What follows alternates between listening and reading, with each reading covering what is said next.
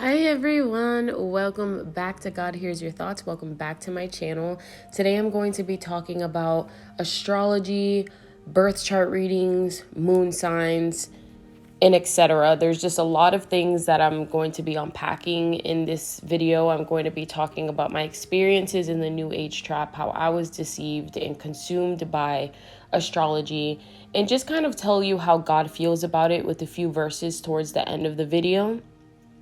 So with that being said, just quickly before I start this video, I have my 1 hour free testimony booking still happening. It's going to be linked down below in the description box. I have a few people lined up that I'm so excited to be interviewing. So if you are interested in something like that, just reach out to me. All the information is going to be linked down below. So all right, if you didn't already know, my name is Kathy. I was delivered from the New Age trap. I was delivered from witchcraft, and I was also delivered from occult practices. And one of the things that they teach you in the New Age trap is to be dependent on astrology. And one of the things that they teach you is about horoscopes. And I remember vividly, before I would go anywhere, I would look up my horoscope. And pretty much what a horoscope is sort of like a prediction on your day and a prediction on your life. It could be day by day, month by month, year by year. So I was thinking and referring to myself as a Virgo. So if anybody ever asked me, what's your sun sign? I'd be like, oh, I'm a Virgo. And that's how I saw myself as, was a Virgo woman. And I would constantly be looking up my Virgo horoscope. And at some point, I felt like it was dictating my whole life, because this is what horoscopes do. It tries to predict your life, and understand how this can make you so sad at times, because it would make me depressed thinking, why did my day go like this? My horoscope said that I was going to have an amazing day, that I was going to meet someone special, and that work was going to be awesome, that I was going to get promotions. But then I would go to work and it would be the complete opposite of what I was just reading on my horoscope. It would be me having a stressful day, me not meeting anyone, me feeling like, well, if my horoscope is predicting my days, why doesn't it align with what's actually going on? And I'm gonna get more into this on the moon sign, rising sign, sun sign thing, because this kind of all ties together. Because remember, New Age trap has no structure. If you do one thing and it doesn't work, it's always a loophole that if this isn't working, well, that's gonna work, and instead of doing this, well, you have to do that. So that's kind of, it's gonna be leading into that. But I just found myself really depressed. And in a lot of these horoscopes, they try to talk about compatibility. So if I was a Virgo and the person next to me was a Scorpio, they try to bring elements in it where you are an earth sign and they are a water sign, and you might go well together, but you might not go well with a fire sign. So then I would look up the people I was interested in, their horoscopes, and oh, well, what's going on with them? And my horoscope said that I was going to meet someone, and their horoscope said they were going to meet someone. So maybe we'll meet each other. And understand that that can be very, very, very deceiving in a lot of ways. It is deceiving because you are pretty much trying to listen to someone online making a prediction about your life. And this isn't just day by day, this is month by month, year by year. So that kind of leads me into birth charts. So it's kind of like this big, huge, dark rabbit hole in the New Age, because once you get into horoscopes, now you want to get into birth charts. And what a birth chart is basically the New Age creating a chart with 12 sort of, I guess, descriptions of what each of your signs is. So ultimately, you're not just a Virgo, you are also a Sagittarius and an Aries and a Pisces, and it has to fall into a certain house. And depending on what house this specific thing falls into is what your life is about. So for example, it's kind of like a map of your life. It's pretty much what they say. It's a map of since the minute you were born until the minute that you die, pretty much.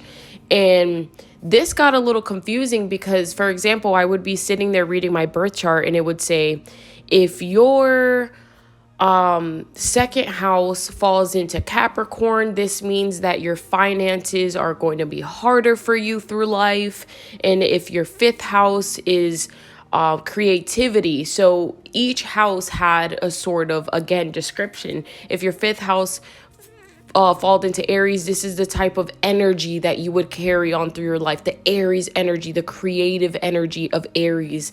And if you had, a 12th house, this was the house of death and rebirth. And if it was in Scorpio, then that means you have a deep personality and a mysterious nature about you. So sometimes I would look into this sort of map in my life and I would be like, well, since my Pisces is in the fourth house dictating family, and my sister's is in Aquarius, then that means that we're not going to get along, because Pisces is a sensitive sign and they're a water sign, and Aquarius is an air sign. And I'm sorry if I'm losing y'all, because it does sound a little confusing, but that's exactly how it is. You just don't realize how confusing and sort of ludicrous it sounds until you're actually in it.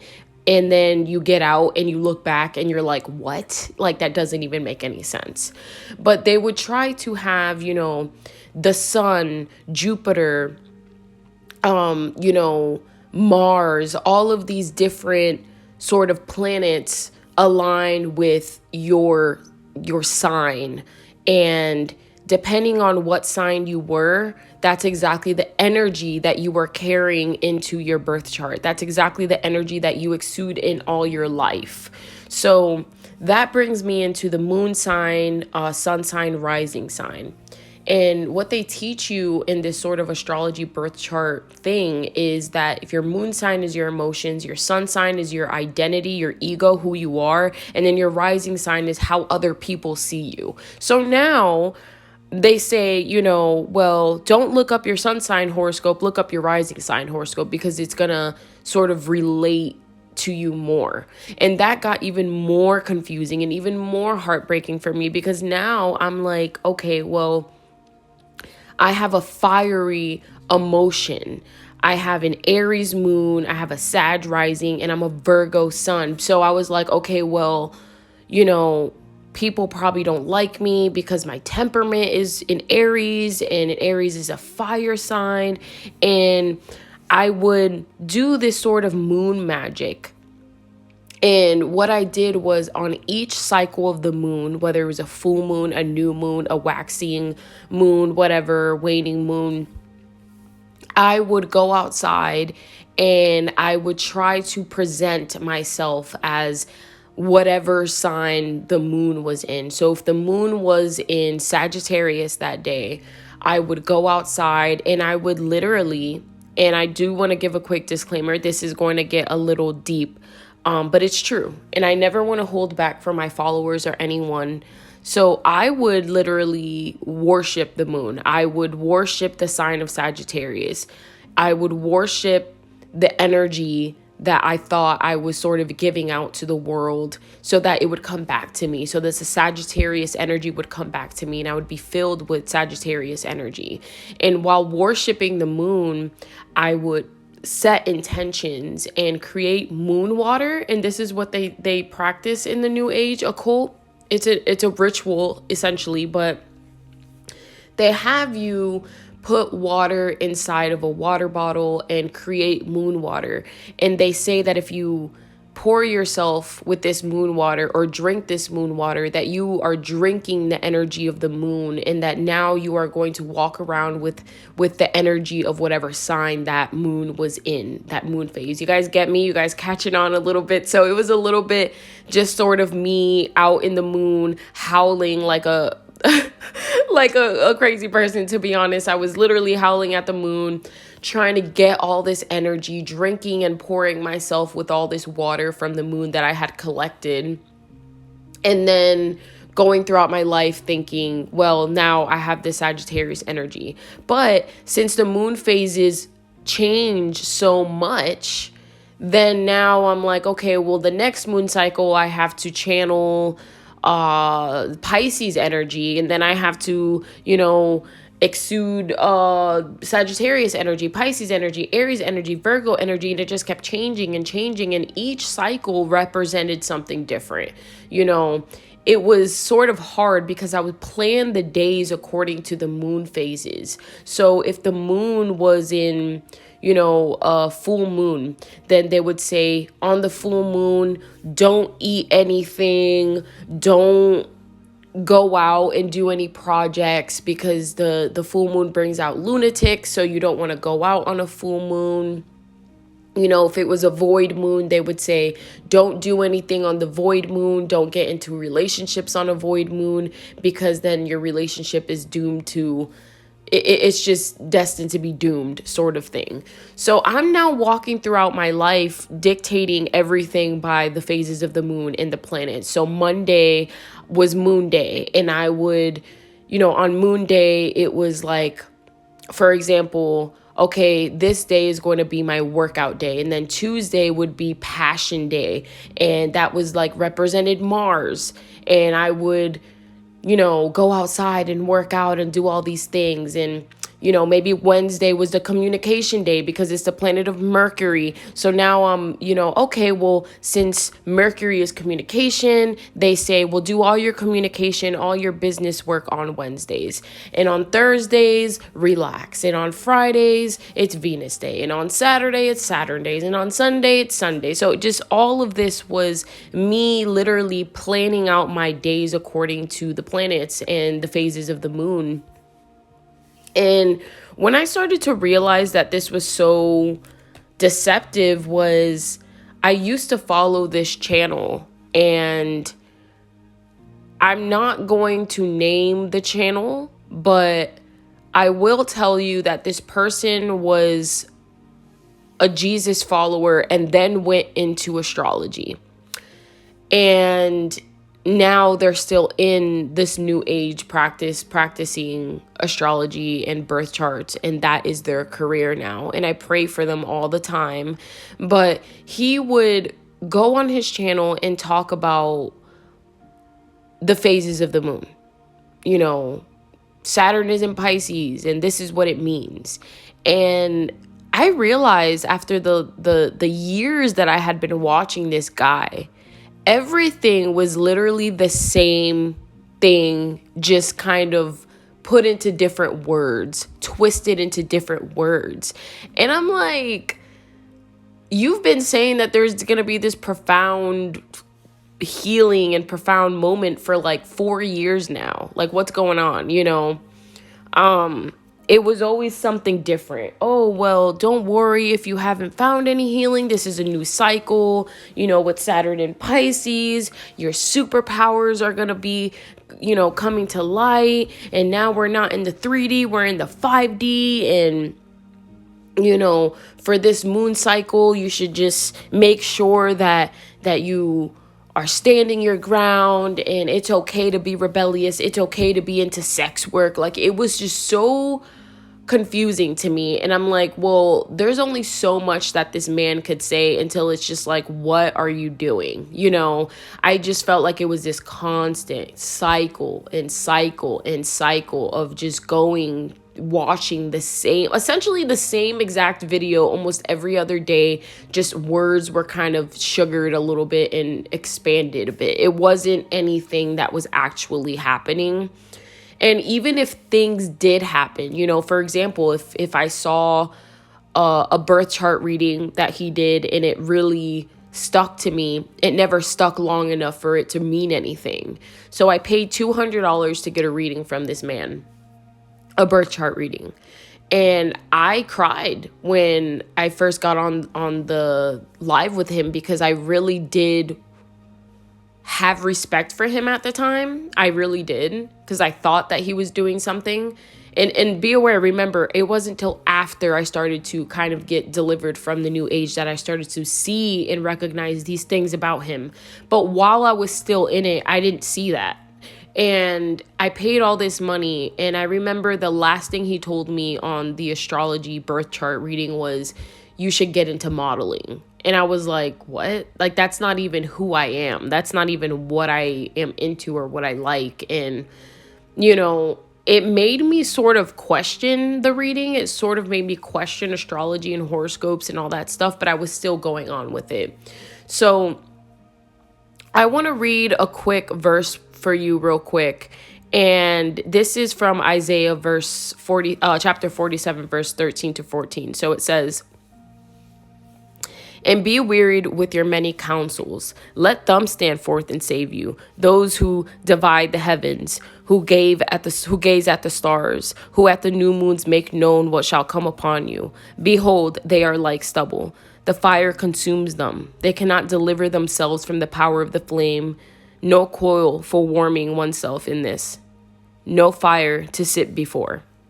And there's the same verse, but in a different wording. It says, all the counsel who you have received has only worn you out. Let your astrologers come forward, those stargazers who made predictions month by month. Let them save you from what is coming upon you. Surely they are like stubble. The fire will burn them up. They cannot even save themselves from the power of the flame. And when I read that verse, when I was getting, when I had just gotten out of the new age, my jaw dropped to the ground because I'm like, wow, literally it's saying, let them save you from what is coming upon you. Let your astrologers come forward, those stargazers who make predictions month by month. And that's exactly who I was. That's exactly what I was doing. I was making predictions in my readings. I would do readings for Virgo, for love, and I would stargaze and look at the sky and worship, the moon. I would just worship the moon. I would burn incense to the moon. I would do everything for the moon. I even had a channel at the time called Moon Talks, and everything was about the moon, about the stars, about my sun sign and my moon sign and my rising sign. And I even made this spoken word poetry that I no longer have out there, but it was called Selenophile. And it was basically me talking about how I cry out to the moon. And when I look back at that video now, I'm like, wow, I was deep into this. Sometimes I would cry because I'm like, why does my birth chart have to be like this? Why do I have to be a Virgo? Why can't I be a Sagittarius? Why do I have to be a Sagittarius rising? What if I want to be a Pisces rising? Why does my moon have to be in Aries? What if I want to be a Pisces moon? Emotions and identity and ego and all these things. It's just highly deceptive. So I'm telling you right now, don't look up these month by month. Don't look up anything that has to do with astrology, birth charts, moon signs, rising signs, sun signs. None of that is going to save you. The only person who has your life written out for you is God, Jesus. Jesus is the one that is going to guide you in life and give you his hand so you can follow him.